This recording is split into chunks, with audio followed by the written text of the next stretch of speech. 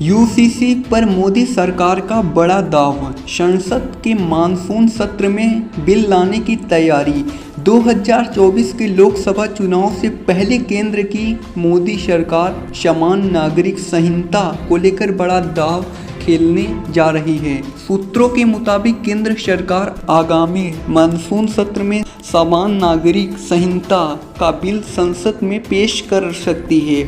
यहाँ पर सूत्रों के मुताबिक सरकार ने संसद के मानसून सत्र में समान नागरिक संहिता बिल लाने की तैयारी कर ली है।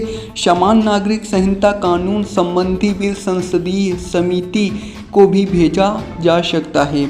3 जुलाई को बुलाई बैठक। समान नागरिक संहिता को लेकर सांसदों की राय जानने के लिए संसदीय स्थायी समिति की 3 जुलाई को बैठक बुलाई गई है। इस मुद्दे पर विधि आयोग, कानूनी मामलों के विभाग और विधायी विभाग के प्रतिनिधियों को बुलाया है। 14 जून को विधि आयोग द्वारा समान नागरिक संहिता पर आम लोगों से सुझाव मांगने के मुद्दे पर इन तीनों विभागों के प्रतिनिधियों को बुलाया गया है। क्या है समान नागरिक संहिता? समान नागरिक संहिता में सभी धर्मों के लिए एक कानून की व्यवस्था होगी। हर धर्म का पर्सनल लॉ है, जिसमें शादी, तलाक और संपत्तियों के लिए अपने अपने कानून हैं। यूसीसी के लागू होने से सभी धर्मों में रहने वालों लोगों के मामले सिविल नियमों से ही निपटाए जाएंगे। यूसीसी का अर्थ शादी, तलाक, गोद लेना, उत्तराधिकार और संपत्ति का अधिकार से जुड़े कानूनों को सुव्यवस्थित करना होगा। पीएम मोदी ने खुद किया था जिक्र। कुछ दिन पहले ही प्रधानमंत्री नरेंद्र मोदी ने भोपाल में समान नागरिक संहिता यूसीसी का मुद्दा छोड़कर पूरे देश में इसे लेकर चर्चा छेड़ दी थी।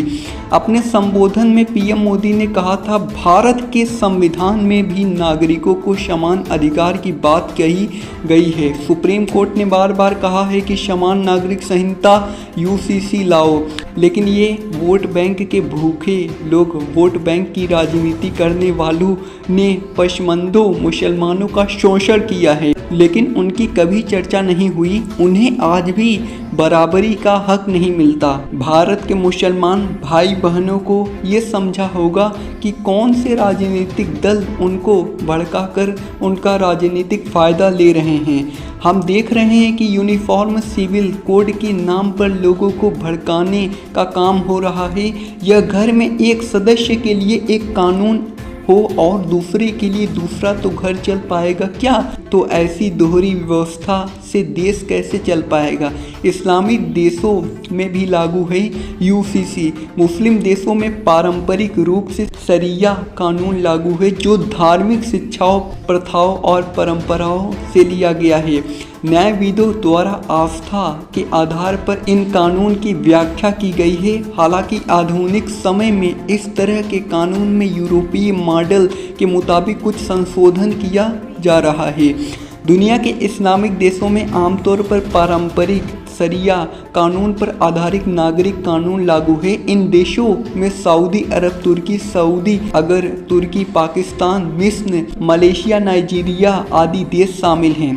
इन सभी देशों में सभी धर्मों के लिए समान कानून है। किसी विशेष धर्म या समुदाय के लिए अलग अलग कानून नहीं है। इनके अलावा इस्राइल, जापान, फ्रांस और रूस के समान नागरिक संहिता या कुछ मामलों के लिए समान दीवानी या आपराधिक कानून है। यूरोपीय देशों और अमेरिका के पास एक धर्मनिरपेक्ष कानून है, जो सभी नागरिकों पर समान रूप से लागू होता है, फिर चाहे उनका धर्म कुछ भी हो।